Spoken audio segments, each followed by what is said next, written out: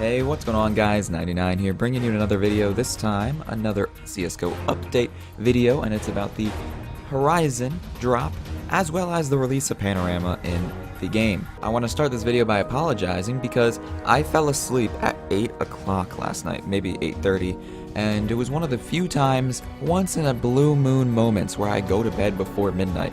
I was just really tired. It was like 8:30, I had like 3 slices of pizza, and I was out. And about an hour later, this update got released. So I am coming to this so late, almost 12 hours late, and I'm very sad, personally. So apologies for the lateness of this video, but let's get right into it with the blue skins from the Horizon case. First things first, it's the dual Berettas Shred, an okay skin. There's the P90 Traction, which I could see becoming one of those nice, cheap P90 skins, but still not a top tier P90 skin.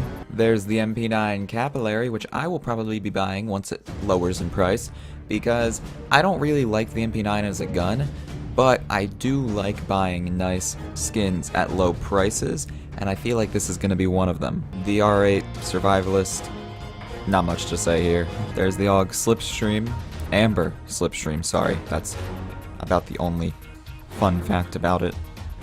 Once again, not much to say here. The Tech 9, Kek 9, Snek 9, I actually love this skin. It's just a darn shame the Tech 9 sucks. Also, as much as I want to buy this skin, I can't bring myself to do it when I currently own... Hold up. I currently own the best Tech 9 skin in the game, the Tech 420. So even if I were to use the Tech 9, which I don't because, you know, the CZ exists, I would probably use this instead. And finally, for the blue skins, the Glock-18 Warhawk, which I kind of like. It reminds me of that FAMAS skin. Can't remember the name of it, but it has that kind of World War II vibe to it, where they would paint different graffiti and, you know, art on the front of their planes. I like this a lot, and it could become a nice, cheap Glock skin. Moving on to the purples, we got the G3 SG1 High Seas. It's kind of cool. I kind of like it, but I never buy the auto because I'm not a loser or an idiot. Thank you very much.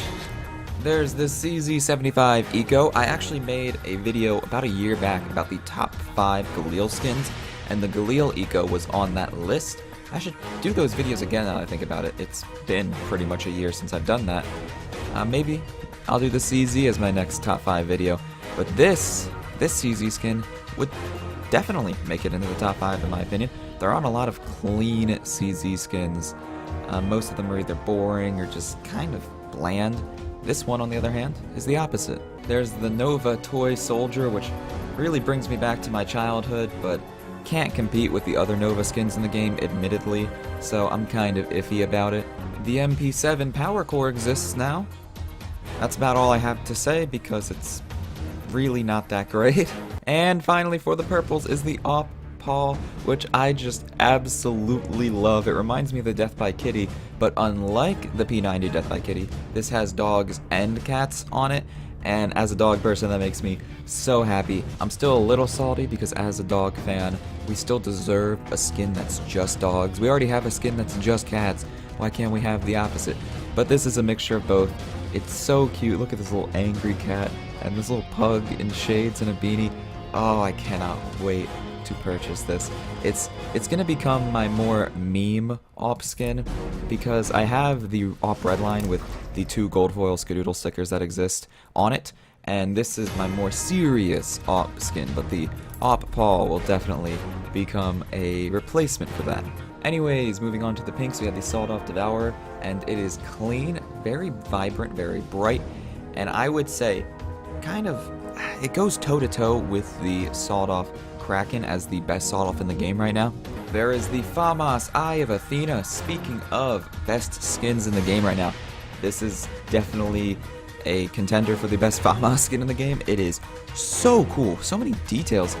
I mean, the amount of detail just overall makes me so happy. I've said in all of my skin videos almost ever uploaded to this channel, I appreciate some good detail. Sorry if you could hear my dog having a seizure in the background, but I appreciate good detail. This has a lot of that. I would pick that FAMAS up for my inventory, but I don't use the FAMAS a lot, and I don't know if it'd be worth to spend a lot of money on a FAMAS when I have this meme skin right here.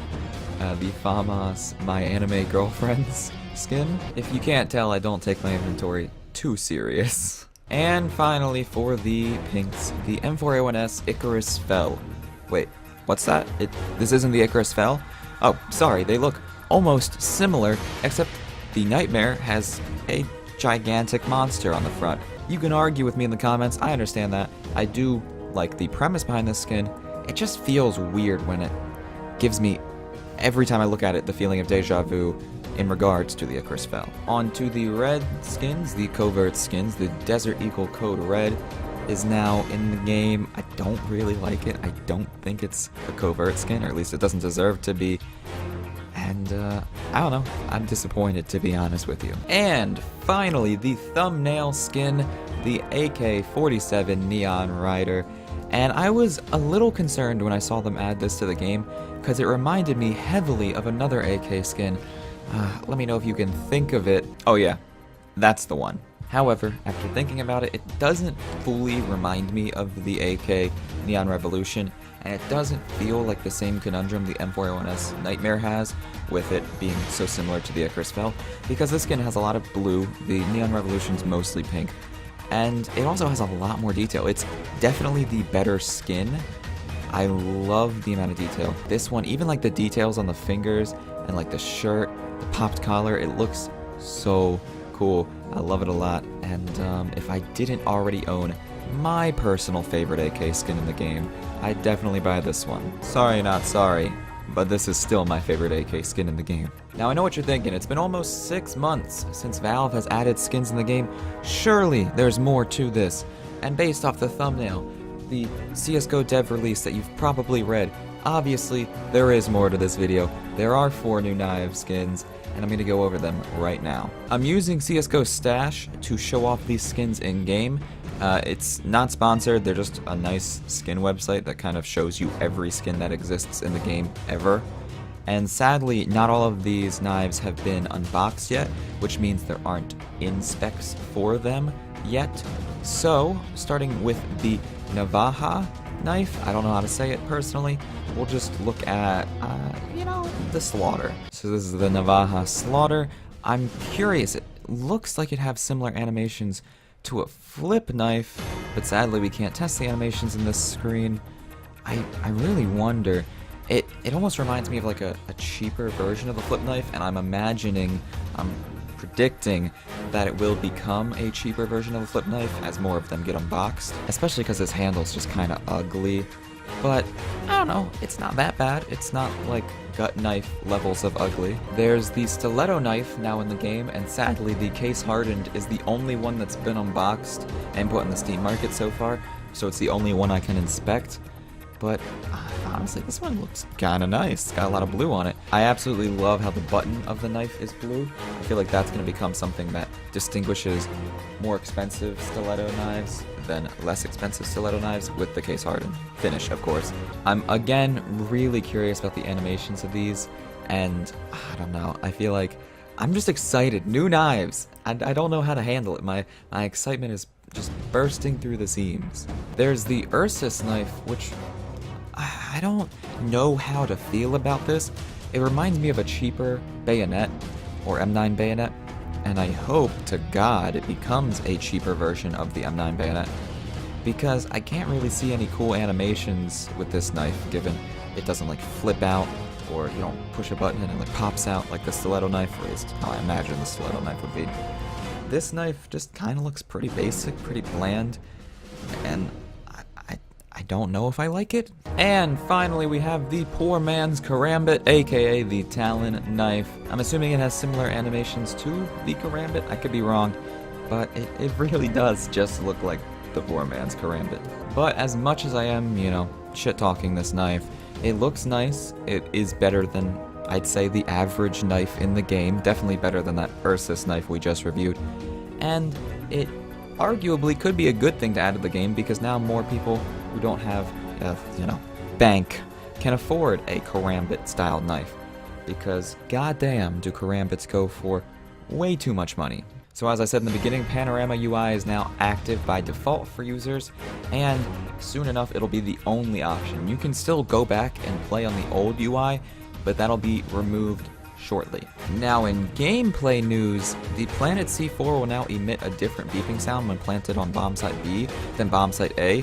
Bomb site A is the default C4 sound that we're all used to, but bomb site B has a different tone, and I personally don't like this. I think it lowers the skill ceiling, especially on maps like Nuke, where terrorists can pull off really cool strats where they plan on one site and the CTs think it's another, and now that gets completely thrown out the window.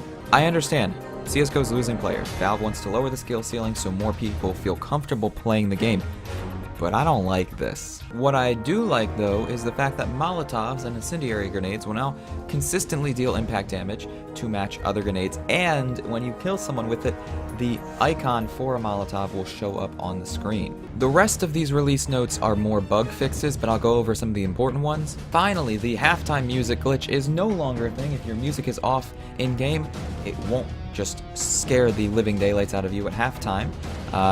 I'm appreciative. They fixed the borrow music kits glitch, and now there is a button to stop borrowing music kits. They finally added all of the updated radars. If you remember, when Panorama was in beta, they added some updated radars to some of the maps. Now, every map in the game has an updated, in my opinion, much better radar design, along with many other bug fixes we're not going to go into, but you can click the link in the description that'll take you to this blog post and you can find all of them for yourself. Anyways, that is it for this video, guys. I hope you all enjoyed. It was a longer one. Thank you for sticking with me, and I'll see you all very soon on this channel with a very interesting video. I hope you all enjoy it. Regardless, have a nice day. I will try to as well, and peace.